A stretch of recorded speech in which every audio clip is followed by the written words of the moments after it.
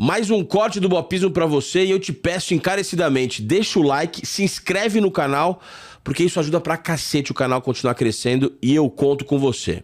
Eu demorei a gostar de futebol, tá? Já começo a dizer, e é muito simples entender por que eu demorei a gostar de futebol. Eu sou um míope de 8 graus. E eu sou míope desde os 7 anos. Então, assim, acredito que com toda criança, o primeiro que vem é brincar e depois talvez entrar Você até veste a camisa porque teu pai veste e tal, uma coisa que passa de pai para filho.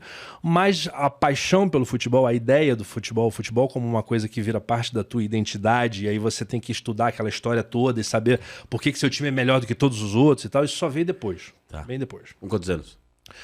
Ah, cara, eu vou te falar que o marco... Eu já ia pro Maracanã, mas o marco, assim, que transformou o futebol numa coisa realmente muito importante pra mim, pasme, foi a Copa de 90. É mesmo? A Copa de 90. Porque, assim, eu chorei na eliminação de 86,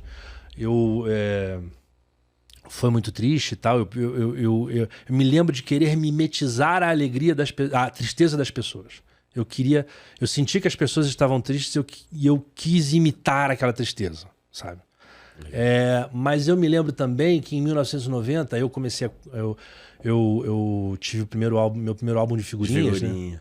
E aí foi uma febre, foi o único álbum de figurinhas que eu completei na vida. O álbum da Copa de 90. Tem até hoje, não? Não tenho. Eu enfrentei 2 enchentes na minha casa em Jacarepaguá. Eu tenho inclusive poucas fotos de criança. Mas pra mim essa Copa do Mundo ela é muito importante. É o pior time do Brasil em termos de desempenho e tal, não sei o quê. Até o de hoje. Não, a gente vai falar sobre isso. A gente vai falar sobre isso. Mas o Brasil saiu nas oitavas, né? Sim, pra Argentina. Ali é ruim, bem ruim. E aí eu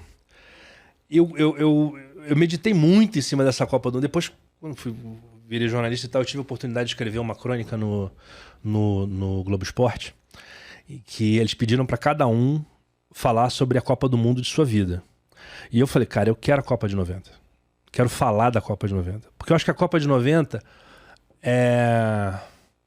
ela tem uma relação com o espírito do tempo de 1990. Naquela época, se falava muito de AIDS.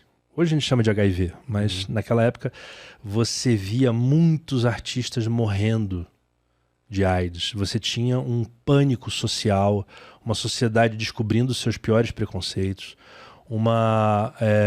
e tudo isso muito calcado no sexo, no medo do sexo, no medo de ter prazer. E a Copa de 90 é a epítome, o epítome de um futebol com medo de fazer gol. É um futebol, são vários jogos que terminam... Futebol frígido. É um futebol em que as disputas de pênalti se intensificam. O Goicoechea teve a Copa de sua vida porque defendeu muitos pênaltis, entendeu? A final é um 1-0 magérrimo com um gol de pênalti do Breme. E tudo aquilo ali, aquele futebol chato, para mim, depois de um certo tempo, pensando um pouco naquilo, pensando como é que era você ser assim... Pô, eu tava com 12 anos, né? Ainda não tava assim pensando muito em sexo, mas a coisa já... Te orbitava. Mas aí a primeira informação que te vem é o seguinte, ó... É perigoso. Sexo é perigoso pra caramba. Pode matar. Entendeu? E aí você começa... Aí a sociedade começa a discutir, né? Quais formas de sexo são mais perigosas e tal. Aí cria-se um fantasma em cima da homossexualidade, cria-se um monte de questões em torno daquilo ali. E aí você começa a ver que as pessoas... A tendência natural diante do medo é ficar mais conservador. E eu acho que esse futebol de 1990 é filho desse imenso medo... Que análise, bicho. De gostar, de fazer gol. Prazer Se entregar. Aí acho até engraçado que hoje em dia a gente... Cara, é uma puta análise essa, bicho. Eu acho que faz sentido. E talvez se a gente olhar... Eu nunca vi ninguém falar sobre isso. E talvez se a gente olhar pro futebol de hoje, que é um futebol goleador, futebol muito goleador, talvez ele represente um pouco assim... Questões que a gente tá vendo como... Poligamia. O poliamor, a fina monogamia a não monogamia. e tal. Pô, vamos atacar com 5, 6 e tal. Pô, fazer aquela linha de 6 ali pra jogar bola em 5, pegar rebote. 3, 2, 5. Vambora. Não, pô, vamos curtir. Não, vamos pras cabeças. Então, acho que assim, tem... Cara, que análise. Não, mas é uma análise... É uma chave. Acho mas é uma análise muito interessante. Isso me lembra o Lúcio de Castro, entrevistei ele falou sobre a falta de formação dos técnicos brasileiros, porque na ditadura teve um corte nas educações, então todos os técnicos brasileiros de 50, 60 anos tiveram acesso a uma educação de pior qualidade, e isso explica porque tem técnicos hoje tão mal formados. E é uma puta de uma análise, o Lúcio que é historiador, e agora você pega esse recorte, esse prisma da Copa de 90 simbolizar uma época que as pessoas estavam com medo de sentir prazer, faz todo sentido, cara.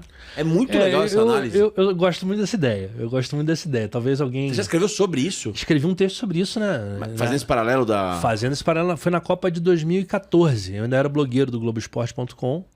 E aí você acha... Eu fiz 2 textos do pré-Copa. Um foi sobre a camisa 3, que eu dizia que era um pacto entre os Santos e os Silvas, porque normalmente é o sobrenome que mais ocorre quando você está ali vendo os nossos grandes zagueiros, os nossos grandes camisas 3.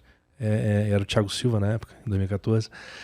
E teve esse que, assim, enfim, foi eu acho que eu tenho muito orgulho desse texto. Muito orgulho. E aí, cara, é isso. Você tem... Era um papel de cronista, e aí é engraçado, porque a gente certamente já vai entrar na história da discussão do jornalismo esportivo aí. Vamos entrar. 2014 acabou comigo. Como cronista. Como cronista, eu era blogueiro do Globoesporte.com e tal, não sei o quê. Mas ali, quando o Brasil toma 7-1, eu tive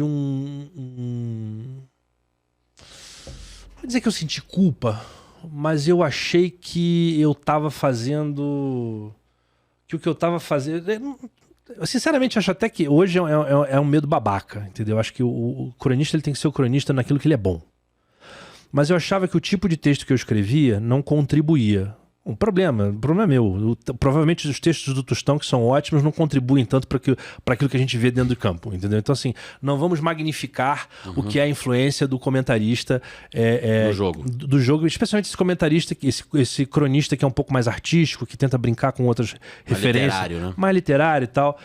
Eu admirava bastante Nelson Rodrigues, então foi uma influência muito grande, mas nem tanto pelas crônicas esportivas dele, mas por uma vontade de conseguir encaixar outras conversas ali dentro, encaixar outras referências, encaixar as coisas que eu gosto de falar, abrir uma janela dentro do futebol, falar de futebol, continuar falando de futebol, mas trazendo isso para outros caminhos, possibilitando outras visões, entendeu?